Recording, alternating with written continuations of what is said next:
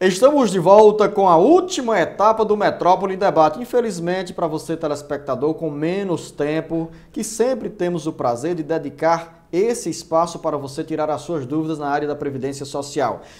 Mais uma pergunta, professor Paulo Bacelar, agora do José Maria da Silva, da Granjas Lisboa. Ele diz que é aposentado desde 1995 pela Refesa e continua trabalhando. E pergunta se pode entrar com um novo pedido de aposentadoria. Continua contribuindo em outra empresa, tem 65 anos de idade e aos 65 anos teria direito a outra aposentadoria? Não, Luciano. O fato de quando a pessoa se aposenta, aquele ato jurídico se torna perfeito e definitivo. Então ele não pode, após a aposentadoria, pedir nenhuma revisão daquela aposentadoria para aqueles benefícios posteriores, para aqueles salários posteriores, nem pode também pedir a renúncia do benefício administrativamente. Ele poderia pedir uma desaposentação, que é o nome que se é dado para quem pede a renúncia do benefício, mas isso ainda está em discussão no Supremo Tribunal Federal. Dona Maria Lima do Bom Jardim diz que uma vizinha é doente e viveu durante 30 anos com uma pessoa que era aposentada, mas essa pessoa veio a falecer e ela quer saber se a vizinha tem direito a receber alguma coisa, algum benefício do INSS. Ela viveu durante 30 anos com a pessoa... Não disse se era casada, se era algum... Se ela tiver vivido com ele e ele for segurado da Previdência, ela terá direito à pensão se ela comprovar a união estável com ele. A união estável é provada com 3 provas materiais. Everton Geraldo, do bairro Siqueira, diz que a mãe tem 75 anos de idade, nunca contribuiu com o INSS e não tem nenhuma renda. Quais são os requisitos para ela entrar com um pedido para ter direito a um benefício de prestação continuada? Exatamente isso, não ter tido contribuído a ponto de se aposentar, né, que são os 15 anos, e não ter uma renda familiar. Não é a questão dela ter renda, é a questão da renda familiar. Por exemplo, se ela morar com um filho e o filho for solteiro, com 40 anos de idade, mesmo que tenha 40 anos de idade, mas solteiro, mora com ela e tem renda, aquela renda do filho irá contar para a renda familiar dela. Então é o grupo familiar. As pessoas que moram com ela fazem parte do grupo familiar e veja se a renda familiar é maior ou igual a R$ 181.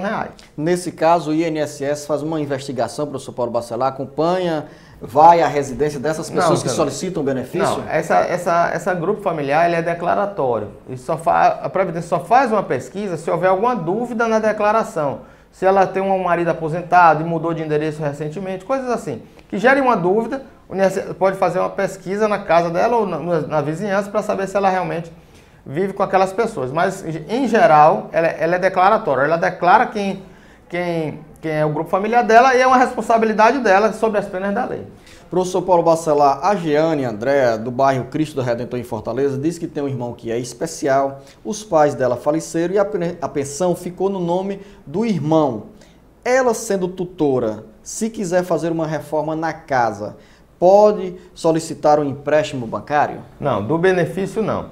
Se o benefício tiver um representante legal, um procurador, aquele benefício fica impedido de fazer qualquer empréstimo. Ronaldo, do bairro Henrique Jorge. A mãe do Ronaldo era casada com o pai dele, que faleceu há 3 meses. Ela tem direito a receber uma pensão? O Ronaldo vai completar 1 ano de carteira assinada e pergunta se tem direito a receber o piso. São 2 perguntas.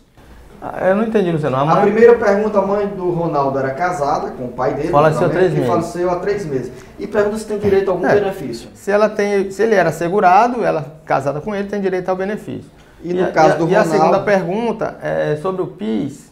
Que ele tem 1 ano de carteira assinada. Depende do salário dele. Se o salário for até um salário mínimo, ele tem direito ao PIS. O João Batista Lima da Silva, do bairro Bom Jardim, tem 23 anos de contribuição com o INSS, recebeu o PPP, sofreu um acidente e sofre de problemas na coluna. Ele é pedreiro, recebeu 3 meses de auxílio acidente e quer saber se já pode dar entrada com pedido de aposentadoria. Olha, a aposentadoria por tempo de contribuição vai depender da análise do PPP, né? Se ele tiver uma atividade especial. Pedreiro não tem atividade especial, em regra. Então, ele precisa da entrada na aposentadoria para ser analisado isso.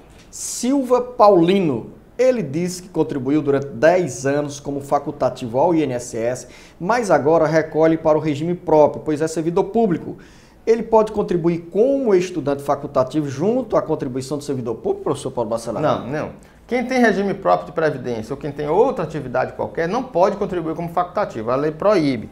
O que é que ele faz com esse tempo que ele pagou como facultativo? Ele tira uma certidão de tempo de contribuição junto ao INSS e leve essa certidão para o ente público onde ele trabalha para ser averbado e contar com o tempo que ele já é servidor público. O Antônio Martins de Lima de Fortaleza diz que tem 66 anos de idade, enfrenta problemas de saúde, deu entrada 3 vezes no INSS com pedido de benefício, de aposentadoria, e esse pedido foi negado. E ele pergunta por que não consegue se aposentar. Não tem como saber, a gente tem que ver um caso, olhar o que é que foi que houve, qual foi o problema de saúde dele, quantos anos ele tem de contribuição, se ele é segurado na data do pedido ou na data da incapacidade, são vários motivos que geram. Ele é bom que ele faça essa pesquisa junto a uma agência do INSS com um servidor habilitado.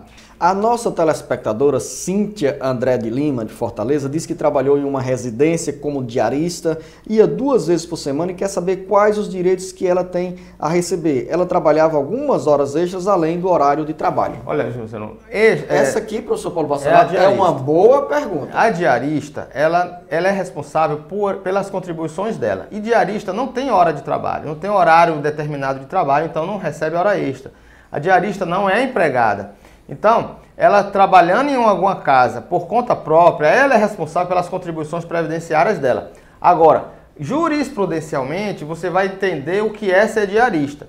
Se você trabalha em uma casa constantemente, todas as semanas, com a remuneração mensal, ela deixa de ser diarista, ela se caracteriza como empregado, mas isso vai depender da interpretação de um juiz ou de um advogado que entenda que ela não deixa de ser diarista e passa a ser empregada. Professor Paulo Bacelar, nesse caso, 2 dias por semana são suficientes para criar o vínculo empregatício naquela residência? Olha, Luciano, se houver as características de empregado, que é não eventualidade, subordinação, todas aquelas situações de que ela é empregada, o juiz ele pode interpretar que 2 dias na semana se trata de empregada, mas isso vai depender da interpretação de cada juiz.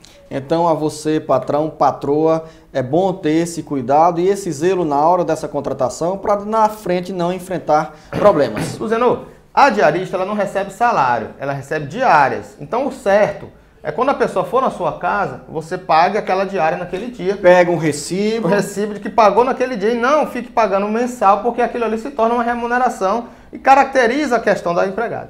Herbert Tabosa Feitosa, do bairro Bom Jardim, assinou a carteira em 2010 e quer saber se em 2015 ele recebe o PIS. Outra dúvida, ele deu entrada no seguro e tinha mais de 1 ano em uma empresa. Com quanto tempo depois ele pode dar entrada com pedido de seguro novamente? Já está pensando em ficar desempregado de novo, Herbert? Depende, ele tem um prazo de 6 meses do último emprego, mas nesse caso, se for recorrente, ele vai ter que fazer um curso junto ao Ministério do Trabalho para receber um PIS novamente, o seguro-desemprego novamente. Professor Paulo Bacelar, infelizmente, telespectador, telespectadora, o tempo voou, foi embora e ficamos sem espaço para responder a muitas outras perguntas. Durante a semana, só para fazer esse registro, que você nos acompanha com frequência na TV Metrópole, canal 26, foram mais de 70 perguntas nessa semana, somente para a TV Metrópole, para o Metrópole Debate. Infelizmente, não temos como atender a todas essas perguntas. Um abraço aí para todos e um abraço especial para a amiga Celita, que trabalhou no INSS, sempre é ouvinte do programa e está sempre aí divulgando o programa para que as pessoas assistam e se tornem informadas da Previdência Social. A você, Celita, aos nossos telespectadores, um grande abraço e até a próxima edição.